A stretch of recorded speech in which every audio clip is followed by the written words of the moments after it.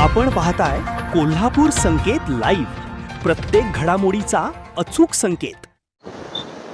28 जुलै 2025 ला माधुरी हत्तीन नांदणी मठातून वणताराला गेली। जवळपास 10.5 महिने झाले। माधुरी हत्तीन गेल्यापासून सातत्यानं माधुरी परत कधी येणार या संदर्भामध्ये संपूर्ण सांगली, कोल्हापूर, बेळगाव या जिल्ह्यातल्या माधुरीवर प्रेम करणाऱ्या सर्व हत्तीप्रेमी जनतेमध्ये एक भावना होती की हत्ती का येत नाही, माधुरी का आणली जात नाही। खरं तर 3 ऑगस्टला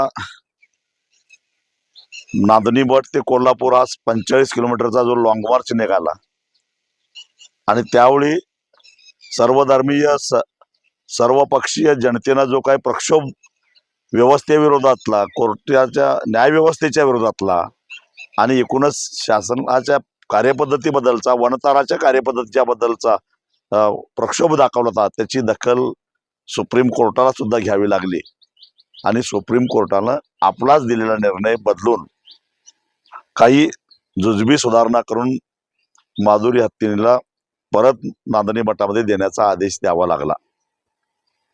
आणि त्या ज्या सुधारणा आहेत त्या सुधारणा करायला अनेक तांत्रिक अडचणी येत होत्या आणि त्या तांत्रिक अडचणी येत असल्यामुळं पुन्हा एक मोठी अस्वस्थता निर्माण झालेली होती।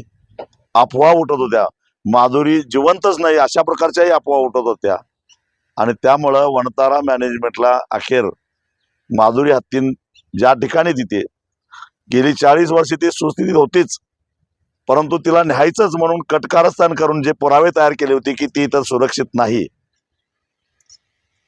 त्यासाठी बनाव म्हणून का होणार तात्पुरत्या सुधारणा करून ज्या कायमस्वरूपी सुधारणा करायच्या त्याला काही वेळ लागतो हे लक्षात घेऊन तात्पुरत्या सुधारणा करून येत्या काही दिवसामध्ये माधुरी हत्तीन परत नांदणी मठाकडे सुपूर्द करायचा हा निर्णय वणताराला घ्यावा लागला।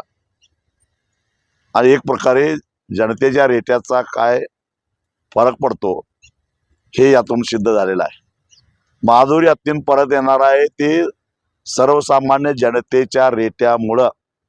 कोण किती मोठा असला काही असलं तरी जेव्हा जनता ठरवते त्यावेळी न्याय व्यवस्थेला सुद्धा जनतेसमोर झुकावं लागतं। याचं उत्तम उदाहरण म्हणजे आमची माधुरी हत्तीन। लहान बाळापासून ते वृद्धापर्यंत सगळ्यांच्या गळ्यातली ताईत असणारी माधुरी 11 महिन्याच्या प्रतीक्षेनंतर काय होणार पुन्हा नांदणीमध्ये येणार आहे याचा निश्चितच आम्हाला आनंद आहे। ती जर आली नसती तर 28 जुलैला येत्या पुन्हा एक मोठा लॉंग मार्च काढायचा निर्णय आम्ही घेतलेला होता। मला असं वाटतं की तो लॉंग मार्च आम्हाला काढावा लागू नये आणि काढायला लागलाच तर गेल्या वर्षाच्या दुप्पट जनता रस्त्यावर उतरलेली असेल। संपूर्ण महाराष्ट्रातील वेगवान घडामोडी व बातम्यांसाठी कोल्हापूर संकेत लाईव्ह न्यूजला सबस्क्राईब करा आणि बेल आयकॉन प्रेस करा।